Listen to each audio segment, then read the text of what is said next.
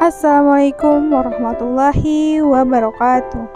Nah, baiklah, di sini langsung saja saya akan membahas tentang implikator percakapan dari kelompok 2 dengan dosen pengampu Bapak Ade Bayu Saputra, MPD. Nah, apa itu implikator? Sebelumnya kita harus mengenal kata implikator. Nah, implikator diserap dari bahasa Inggris. Kata implikator sendiri berakar dari bentuk in, di atau ke dalam, dan pliker, melipat atau membungkus dalam bahasa Latin.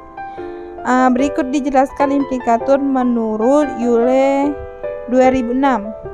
Lalu implikator merupakan implikasi dari tuturan yang tertutur yang berupa simpulan logis dari suatu tuturan.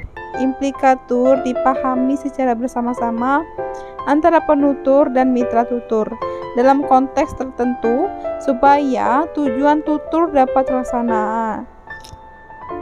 Lambang implikator adalah plus kurang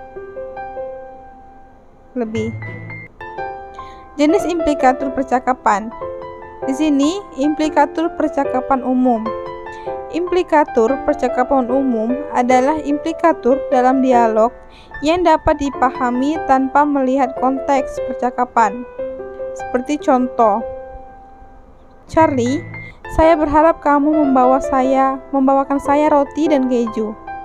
Doni, saya hanya membawa roti. Nah, implikator Doni tidak membawa keju. Dalam dialog di atas, Charlie mengharapkan roti dan keju dibawakan oleh Doni. Namun, Doni menjawab bahwa ia hanya membawa roti. Artinya, secara tidak langsung, Doni tidak membawa keju untuk Charlie.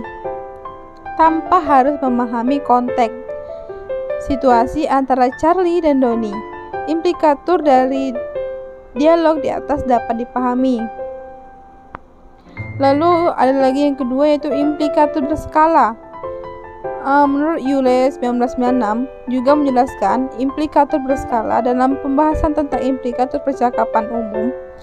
Implikator berskala ditandai dengan istilah-istilah untuk mengungkapkan kuantitas dan skala nilai tertinggi ke nilai terendah, seperti semua, banyak, beberapa, selalu, seiring, dan kadang-kadang.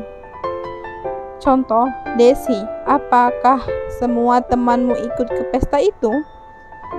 Citra, hanya beberapa saja. Nah, implikator dari percakapan tersebut adalah tidak semua teman Citra ikut ke pesta itu. Lalu, yang ketiga yaitu implikator percakapan khusus. Nah, implikator percakapan khusus merupakan implikator dalam dialog yang baru bisa dipahami setelah mengetahui konteks percakapan tersebut. Misalnya contoh antara Tuti dan Anton. Tuti, Budi, di mana? Di mana, Ton? Anton, Ciko di kantin. Nah, di sini implikator Budi atau mungkin di kantin juga karena di mana ada Cico, biasanya di situ juga ada Budi.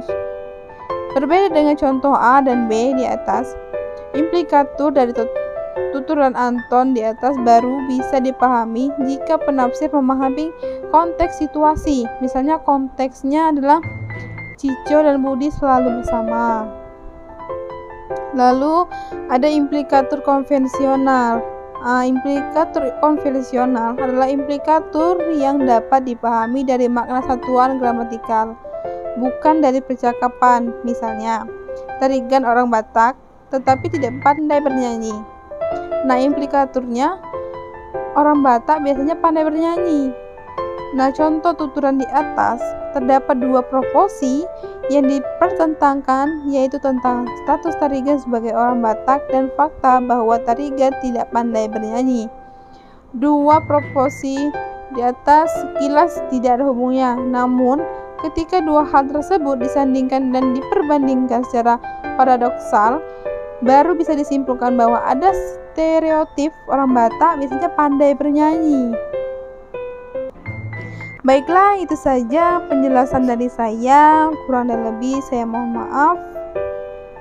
Wassalamualaikum warahmatullahi wabarakatuh. Terima kasih, sampai jumpa kembali.